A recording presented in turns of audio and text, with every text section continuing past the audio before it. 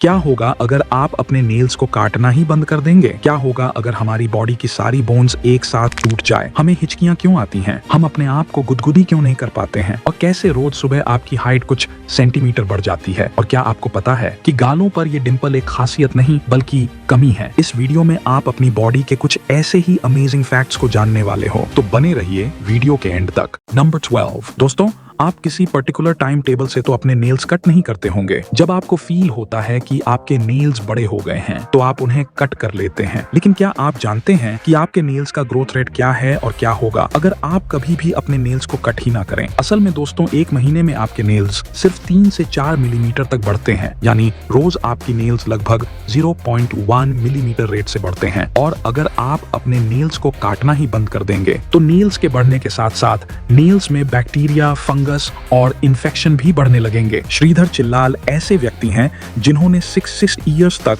अपने left hand के nails को नहीं काटा था। इन्होंने अपने नेल्स 1952 में बढ़ाने शुरू किए थे और 2018 में काटे थे। इसीलिए इनका नाम Guinness book of world records में भी मौजूद है। इन 66 सालों में इनके लेफ्ट हैंड के नेल्स की लेंथ 909 सेंटीमीटर हो गई थी। लेकिन इन 909 सेंटीमीटर नेल्स का वजन इतना बढ़ गया था कि उनकी हाथ की उंगलियां टेढ़ी पड़ गई थीं। और तो और नेल्स के वजन से उनकी बॉडी की लेफ्ट साइड की नब्ज भी डैमेज हो गई थी, जिसकी वजह से उनके लेफ्ट ईयर की हियरिंग एबिलिटी भी खत्म हो गई थी। नंबर 11 वैसे बेड पर से उठने का मन तो किसी का भी नहीं करता है, लेकिन क्या हो अगर आपको कोई 2 महीनों तक बेड पे रहने के लिए ही $19,000 देगा, यानी कि 15 लाख दे। जी हाँ, नासा ने ये चैलेंज लोगों को दिया है, क्योंकि 2 महीनों तक सिर्फ बेड पे रहना बहुत ज्यादा मुश्किल है। बल्कि ऐसा करने से ह्यूमन हाइबरनेशन भी हो सकता है, जैसे हार्ट रेट का 150 बीट्स तक बढ़ जाना, हिप्स का ब्लड फ्लो रुक जाना, फैट का बढ़ जाना, मेंटली इनएक्टिव हो जाना और भी बहुत सारी प्रॉब्लम्स का होना।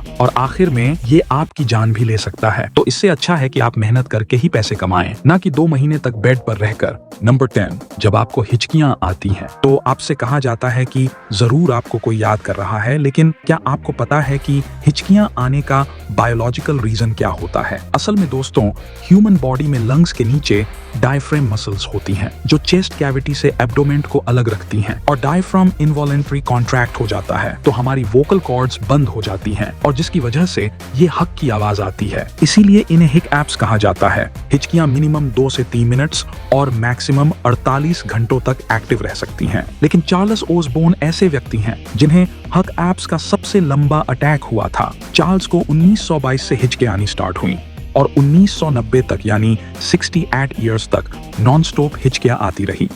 एक एस्टीमेट के अकॉर्डिंग चार्ल्स को उनकी लाइफ में 430 मिलियन बार हिचकियां आई थी, और फाइनली उनकी डेथ के 1 साल पहले 97 की एज में उनकी हिचकियां बंद हो गई थी। इसीलिए चार्ल्स का नाम Guinness book of world records में सबसे ज्यादा लंबे वक्त तक हिचकियां लेने के नाम से मौजूद है। नंबर 9 किसी किसी को तो बहुत ज्यादा पसीना आता है, तो किसी किसी को पसीना बिल्कुल भी नहीं आता है। पसीना ना आने की कंडीशन को अनहाइड्रोसिस कहा जाता है, और ज्यादा पसीना आने की कंडीशन को हाइपरहाइड्रोसिस कहते हैं। लेकिन दोस्तों, पसीना ना आना भी आपके लिए बड़ी मुश्किल की बात है, क्योंकि अनहाइड्रोसिस से इंसानों की बॉडी में अलग अलग तरीके की स्किन रिलेटेड प्रॉब्लम्स जैसे एक्ने, डार्क स्पॉट्स, रेडनेस होने लगती है, और इसके ऑपोजिट पसीना आने से हमारी बॉडी हीट को बाहर निकालती रहती है। नंबर 8 जब हम किसी को गुदगुदी करते हैं तो सामने वाले इंसान पर इसका बहुत असर होता है। वहीं दूसरी तरफ जब हम अपने आप को गुदगुदी करने की कोशिश करते हैं तो हमें ये फील भी नहीं होती है। लेकिन क्या आपको पता है कि ऐसा क्यों होता है? दरअसल दोस्तों,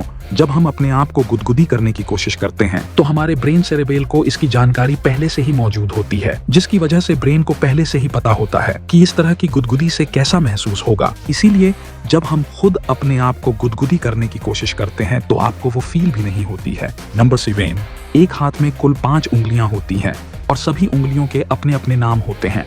ठीक इसी तरह से हर उंगली की अपनी एक इम्पोर्टेंस होती है। लेकिन क्या आप जानते हैं कि हाथों की 5 उंगलियों में से सबसे ज्यादा खास और इम्पोर्टेंट उंगली असल में पिंकी फिंगर होती है, यानी हमारी सबसे छोटी उंगली। आपको जानकर हैरानी होगी कि पिंकी फिंगर की वजह से ही आपके हाथ की बाकी उंगलियां सही से काम कर पाती हैं। बल्कि हैंड स्पेशलिस्ट डॉक्टर्स के अकॉर्डिंग अगर आप अपनी पिंकी फिंगर को ही खो देते हैं तो आपके हाथ की 50% स्ट्रेंथ कम हो जाती है। नंबर 6 क्या आपको पता है कि जब आप रोज सुबह सोकर उठते हैं तो आपकी हाइट नॉर्मल हाइट से 1 सेंटीमीटर ज्यादा लगती है और शाम होने तक हाइट कम लगने लगती है। ऐसा इसलिए होता है क्योंकि पूरे दिन थकावट और काम करने से बोन्स के बीच मौजूद कार्टिलेज शाम तक कंप्रेस्ड हो जाता है, जिसकी वजह से शाम तक हमारी लंबाई कम लगने लगती है।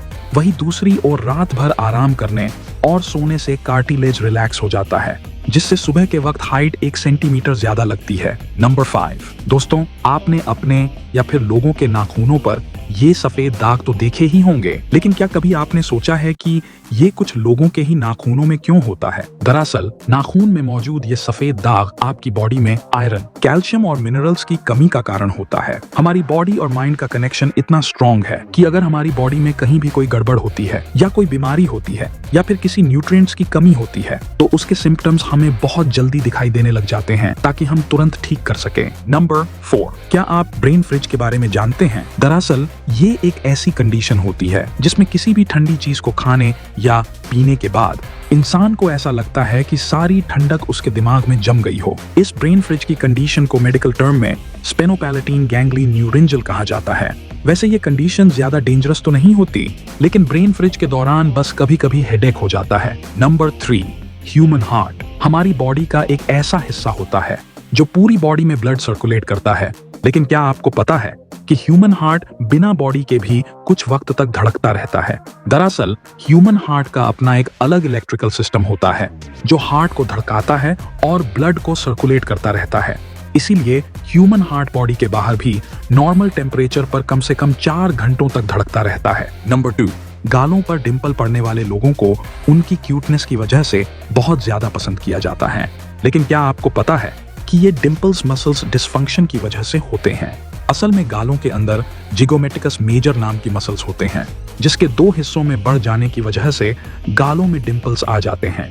वैसे इससे ह्यूमंस को कोई नुकसान तो नहीं होता है, बल्कि ये फेस को और अट्रैक्टिव कर देता है। नंबर 1, हमारी बॉडी में 206 बोन्स होती हैं। जब कोई बोन टूट जाती है तो डॉक्टर सिंपली उनको अलाइन करके प्लास्टर कर देते हैं। अगर कोई सीरियस इंजरी होती है तो इसमें रॉड या स्क्रूज का इस्तेमाल किया जाता है। लेकिन क्या कभी आपने सोचा है कि अगर आपकी बॉडी की सभी हड्डियां एक साथ टूट जाए तो क्या होगा? अगर अनफॉर्चुनेटली ऐसा कुछ होता है कि बॉडी की सारी हड्डियां एक साथ टूट जाए तो ये बहुत सीरियस प्रॉब्लम हो सकती है, क्योंकि हाथ या पैर की बोन्स को अलाइन करना इजी होता है और लगातार रेस्ट करने से हम ठीक भी हो सकते हैं। कोई बड़ी प्रॉब्लम वाली बात नहीं होती, लेकिन हमारी बॉडी में बहुत सारी सेंसिटिव बोन्स भी होती हैं, like jaw, collar bone, back bone. इसे रिस्की बना देते हैं। वैसे सारी बोन्स का एक साथ टूट जाना बहुत रेयर होता है। 2011 में एक 22 साल का लड़का एक बिल्डिंग के 9th फ्लोर से गिर गया था, जिसकी ऊंचाई लगभग 100 फीट थी। लकीली उस लड़के की जान तो बच गई, लेकिन उसकी बॉडी की सारी हड्डियां